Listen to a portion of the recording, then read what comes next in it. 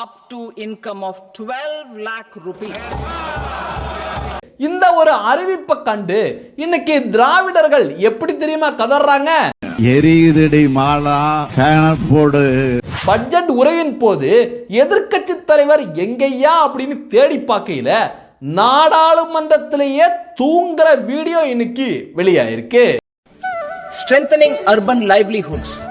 Our government has அனைவருக்கும் அன்பு வணக்கம்.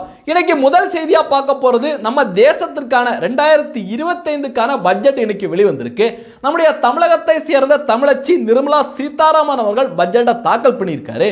பட்ஜெட்டை தாக்கல் பண்ணியிருக்காங்க அப்படிங்கிறது சொல்றதை விட எதிர்கட்சிகளை போட்டு தும்சம் பண்ணியிருக்காங்கன்னு சொல்லலாம். அந்த அளவுக்கு மிக முக்கியமான அறிவிப்புகள் வெளிவந்திருக்கு. நிறைய மக்கள் நலன் சார்ந்த நிறைய அறிவிப்புகள் வெளிவந்தாலும் குறிப்பா ஒரே ஒரு அறிவிப்பு அனைவரோட தூக்கத்தையும் கெடுத்திருக்கு. இங்க இருக்கிற திராவிடர்கள்ல இருந்து இத்தாலி காங்கிரஸ் வரைக்கும் ராகுல் பூந்தி வரைக்கும் எல்லாருமே இன்னைக்கு கதறிட்டு இருக்காங்க. அப்படி என்ன அறிவிப்புன்னு பாத்தீங்கன்னா, ஆண்டுக்கு 12 லட்சம் சம்பாதிக்கிறவங்களுக்கு இனிமே இன்கம் டாக்ஸ் கட்ட வேண்டியது இல்லை அப்படிங்கிற அதிரடியான அறிவிப்பு தான். மாதத்துக்கு 1 லட்சம் சம்பாதிச்சிங்கன்னா இனிமே இன்கம் டாக்ஸ் கட்ட வேண்டியது இல்லை அப்படின்னு அதிரடியாக அறிவிச்சிருக்காங்க. அது இன்னைக்கு மிகப்பெரிய பேச்சு பொருளாக இருக்கு. அது மட்டும் கிடையாது, 200 புற்றுநோய் சிகிச்சை மையங்கள் அமைக்க திட்டமிட்டிருக்காங்க. அது மட்டும் கிடையாது, புற்றுநோய் உள்ளிட்ட உயிர்காக்கும் மருந்துகளுக்கு 36 மருந்துகளுக்கு இறக்குமதி வரி தள்ளுபடி பண்ணியிருக்காங்க. இதனால அத்தியாவசிய மருந்துகளோட விலை குறையும் அப்படின்னு எதிர்பார்க்கப்படுது. விவசாயிகளுக்கு மிகப்பெரிய ஜாக்பாட் அடிச்சிருக்கு. விவசாயிகளுக்கான கிசான் கிரெடிட் கார்டு இருக்குல்ல, அதோட உச்ச வரம்பு 3 லட்சத்திலிருந்து 5 லட்சமாக உயர்த்தி அறிவிப்பை வெளியிட்டிருக்காங்க. இப்படி ஏராளமான அறிவிப்புகள் இருக்கையில இங்க இருக்கிற இந்த திராவிட கட்சிகளும் இத்தாலி கொத்தடிமைகளும் ஏன் தெரியுமா பதறாங்க? என்னையா இது, நம்ம லிஸ்ட்லேயே கிடையாது, இதெல்லாம் பண்ணுவாங்கன்னு நம்ம எதிர்பார்க்கவே கிடையாது, இப்படி பண்ணிட்டாங்களே, நம்ம எப்படியா அரசியல் பண்ண முடியும் அப்படின்னு எல்லாரும் கதறிட்டு இருக்காங்க. குறிப்பாக இந்த அறிவிப்பு வரையில் அந்த ஃபோட்டோ உங்களுக்கு ஜூம் பண்ணி காட்டுறேன். எதிர்கட்சிகளோட அந்த உட்காந்துருக்காங்களே, டிஆர் பாலு, சசி தரூர், இவங்களோட முகத்தெல்லாம் பாருங்களேன், அப்படியே என்னமோ இளவு வீட்டில் உட்கார்ந்துருக்க மாதிரி அப்படியே பார்க்குறாங்க. சரி, இனிமேல் பாராளுமன்றத்தில் நம்ம இப்படி உட்கார்ந்துருந்து பிரோஜனமே கிடையாது. ஏன்னா அதிரடியான அறிவிப்புகள் வெளிவந்துட்டு இருக்கு.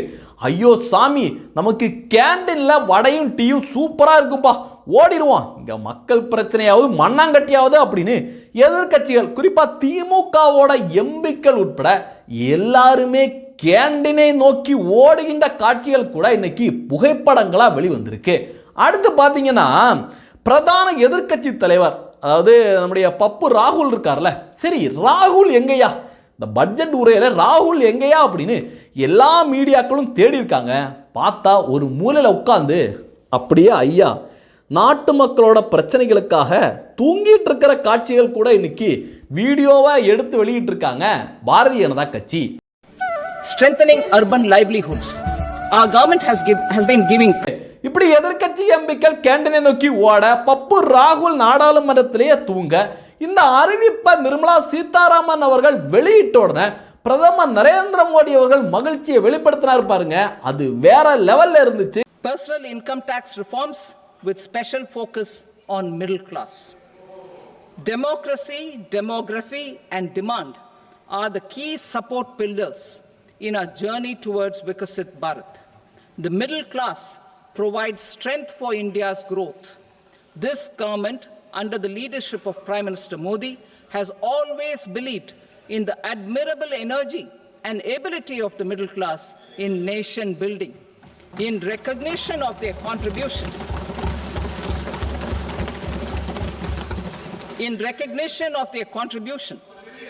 we have periodically reduced their tax burden. Right after 2014, the nil tax slab was raised to 2.5 lakhs of rupees, which was further raised to 5 lakh rupees in 2019 and to 7 lakh rupees in 2023. This is reflective of our government's trust on the middle class taxpayers.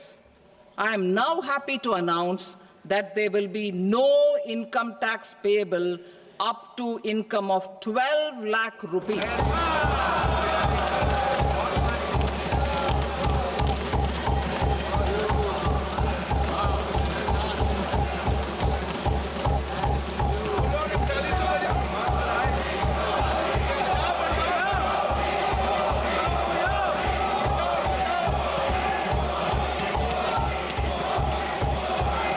BJP எம்பிக்களும் கூட்டணி எம்பிக்களும் மோடி மோடி அப்படிங்கிற கோஷத்தோட பிரதமர் நரேந்திர மோடி அவர்களுக்கு மிகப்பெரிய வரவேற்பை கொடுத்திருக்காங்க.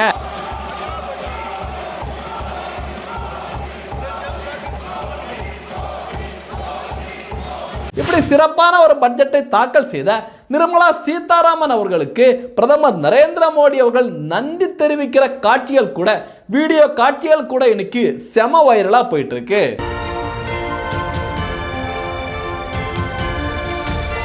இப்படி நாட்டு மக்கள் அனைவரும் இந்த பட்ஜெட்டை கொண்டாடிட்டு இருக்கேல, சாமானிய மக்கள் அனைவரும் கொண்டாடிட்டு இருக்கேல, இந்த திராவிடர்கள் சும்மா இருப்பாங்களா? ஈவே ராமசாமியோட அடிவரடிகள் சும்மா இருப்பாங்களா? இந்த வேலையை தொடங்கிட்டாங்க.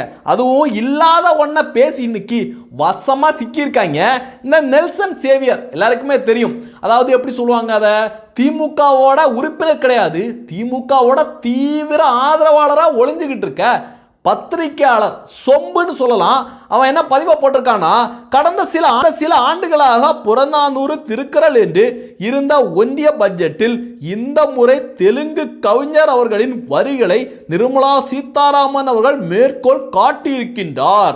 நிர்மலா சீதாராமன் இதுவரை பட்ஜெட்டில் அறிவித்த வரிகளிலே சிறந்த வரி அது அப்படிங்கிற மாதிரி ஒரு நக்கல் பண்ணி போட்டிருக்கான். அதாவது தமிழை புறக்கணிச்சிருக்காங்க, தமிழ்நாட்டிலேருந்து எதையுமே சொல்லலை அப்படிங்கிற மாதிரி நக்கலாக பதிவை போட்டிருக்கான். அதுக்கு நிறைய பேர் சரியான பதிலடியை வீடியோவோட போட்டுட்டு இருக்காங்க. ஒருத்தர் என்ன சொல்லியிருக்காருன்னா, திமுக தான் தமிழ் மொழியை அழித்து வருகிறது, திமுகவில் இருப்பவர்களுக்கு திருக்குறள் கூட தெரியாது, துண்டுச்சீட்டு இல்லாமல் எதுவும் தெரியாது அப்படிங்கிறது உலக அறிஞ்ச விஷயம்தான். ஆனால் பாஜக தமிழ் மொழியையும் தமிழர்களையும் கௌரவப்படுத்தி வருகிறது அப்படின்னு நிர்மலா சீதாராமன் அவர்கள் திருக்குறளை மேற்கோள் காட்டினதை எடுத்து போட்டிருக்காரு. இன்னொருத்தர் என்ன போட்டிருக்காருன்னா, வாய் வழியாக டாஸ்மாக் சரக்கை குடிக்காமல் காது வழியாகவும் குடித்தால் இப்படிதான் தப்பாக கேட்குமடா குடிக்கார பயல அப்படின்னு மரண பங்கத்தை பண்ணி நிதியமைச்சர் திருக்குறளை வாசிச்ச அந்த வீடியோவை போட்டு பங்கம் பண்ணிட்டு இருக்காங்க.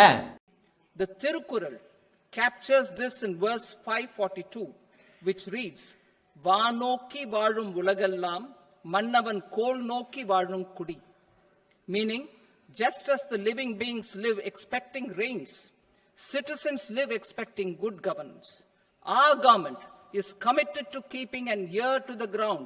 எனக்கு தெரிஞ்சு இந்த திராவிட பசங்க யாருமே இந்த பட்ஜெட் உரையை முழுசா பார்த்துருக்க மாட்டாங்க. பார்த்தாலும் அவங்களுக்கு புரிஞ்சிருக்காது அப்படிங்கிறது வேற விஷயம். அதை பற்றி கொஞ்சம் கூட முழுசா படிக்காம இப்படி அறக்குறையா மக்களை குழப்பறதுக்காக கருத்தை வெளியிட்டு வராங்க.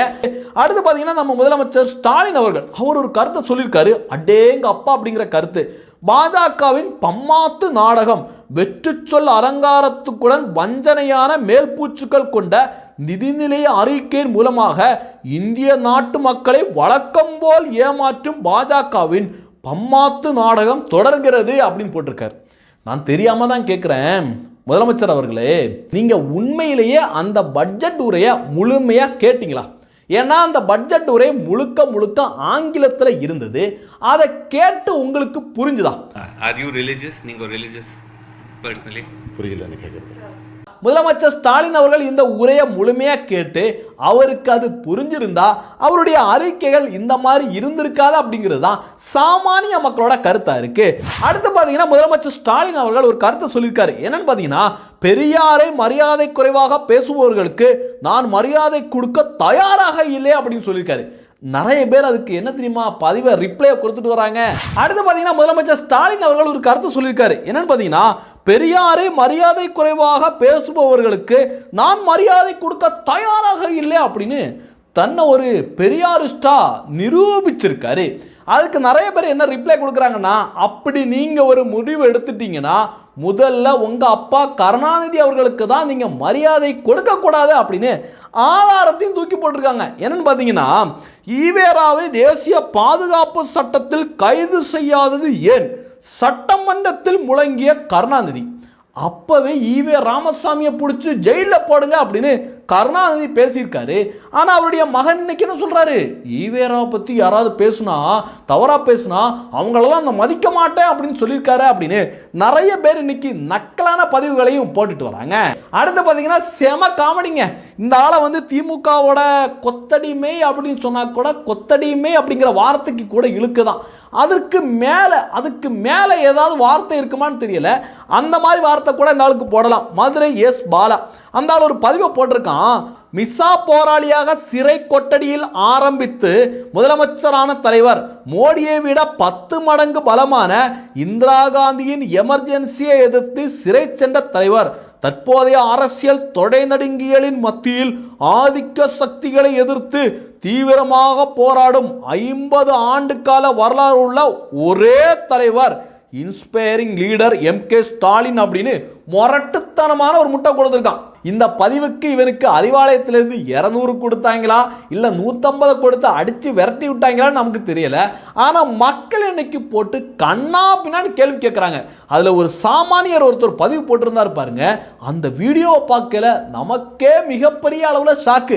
என்ன போட்டிருக்காருன்னா, டிஎஸ்பி பொண்ணுக்கு லெட்டர் கொடுத்து அடி வாங்கி வாயிலேயே மிதிச்சு அனுப்பிவிட்ட வரலாறு தாண்டா அது அப்படிங்கிற மாதிரி போட்டு ஒரு வீடியோவை போட்டிருக்காரு. அதை நீங்களும் கேளுங்க. இவன் சொல்றான், நான் மிஸ்ஸாவில போனேன், என் இவன் டிஎஸ்பி பொண்ணை கரெக்ட் பண்றதுக்கு பிளான் பண்ணான்.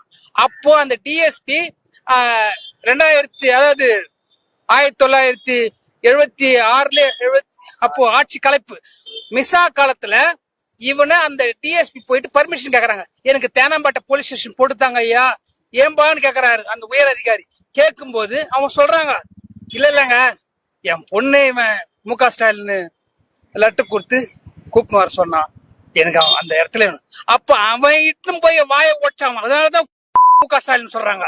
ஆனா இவரெல்லாம் நான் சொல்றது, நான் மிஸ்ஸாவில போனேன், மிஸ்ஸா எங்கடா மிஸ்ஸாவுக்கு போனேன். அடுத்து பார்த்தீங்கன்னா, சென்னை ECR சம்பவத்துக்கு காவல்துறை சார்பாக ஒரு விளக்கத்தை கொடுத்துருக்காங்க.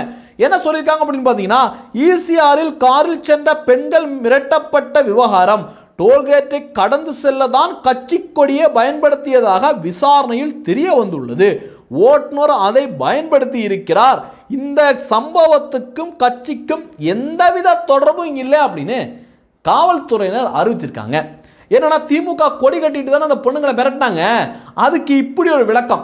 நிறைய பேர் என்ன சொல்றாங்கன்னா, அப்ப திமுகவோட கொடியை கட்டிட்டு என்ன வேணாலும் அராஜகம் பண்ணாலும் நம்ம தப்பிச்சிடலாமையா அப்படின்னு நிறைய பேர் பதிவுகளை போட்டுட்டு வர்றாங்க.